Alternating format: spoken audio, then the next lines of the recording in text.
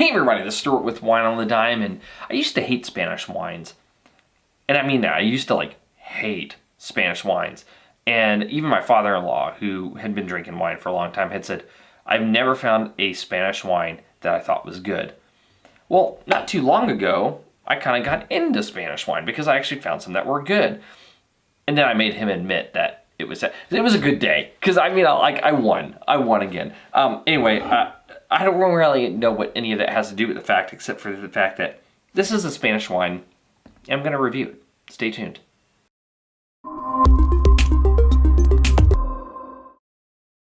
Hey everybody, before I begin today's review, if you like the review, don't forget to like, subscribe to the channel, you know, that little red button in the bottom right hand corner, or on the main page, or anywhere else that says subscribe in red, like that's important.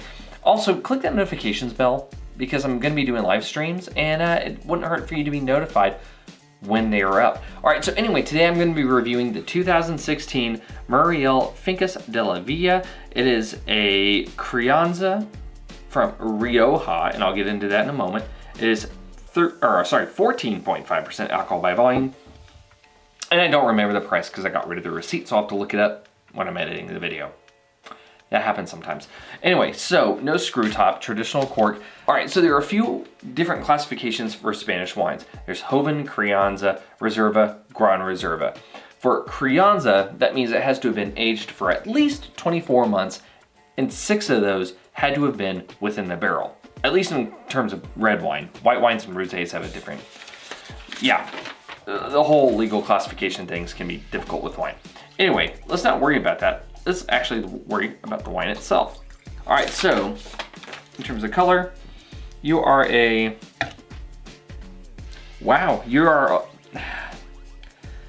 somewhere between pale and medium. So I'm gonna go ahead and lean towards pale ruby. No artifacts, no cloudiness. Let's get to the nose. So on the nose, in terms of intensity, medium intensity on the nose. Wow, it's bready. Ooh. There is a kind of like a black cherry. This smells almost like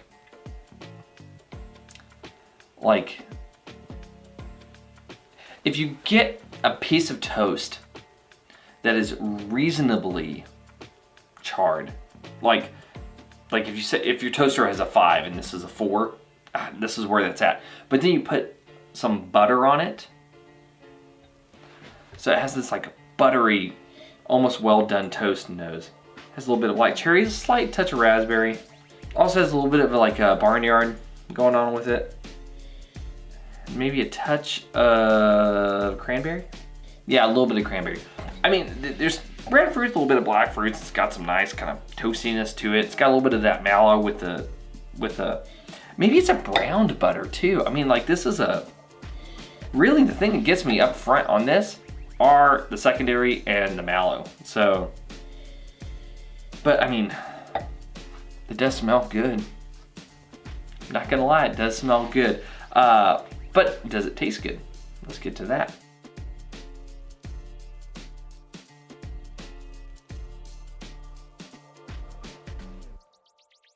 Woo, okay. Man, so medium plus acid, full body. Those tannins, woo! Almost need a paint scraper to get those tannins off your teeth. They are pretty clingy. I mean, wouldn't be surprised if my teeth are ruby after this. Man, these hang on. These coat your whole mouth and they just cling. They've you know when you see those videos where cats are climbing up one of these things, some shears or something. Imagine that being tannins, a trillion tannin molecules just sticking to your mouth. That's what this wine is like. But it's not that bad. I mean, it could be worse. Anyway, so it has a medium plus intensity on the palate. Medium minus finish. I wish the finish was longer. But it also has this kind of chalkiness on the palate as well. It's probably because of the tannins just soaking up all the moisture. By the way, high tannins, forgot to mention that. man, it's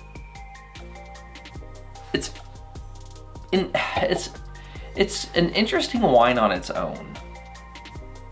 But I wonder if you paired it with some food, how it would change. And other than maybe something like barbecue or like some sort of like Spanish taco type thing, or like I really do think it's more of a barbecue wine than anything else. Now I'm thinking about it. Like, I even threw tacos out the door there. This is barbecue wine. It's got tannins. It's got some acid. It's got a little bit of alcohol. It's got a ton of fruit flavor. Yeah, it's really going to stand up on all that stuff. Especially when pairing it with some charred, maybe fatty meat. Yeah. Anyway, so with all that being said, let's go ahead and get to the blick. But knowing what I know about Spanish wines, this is in balance, so I'm going to go ahead and give you full point, because it has not had the time of something like a Reserva or a Gran Reserva, where it has had that micro-oxidization through the barrel to soften those tannins. However, though, if you give it enough time in the bottle, it will do that. It's just going to take longer. So it's not out of balance for what it is.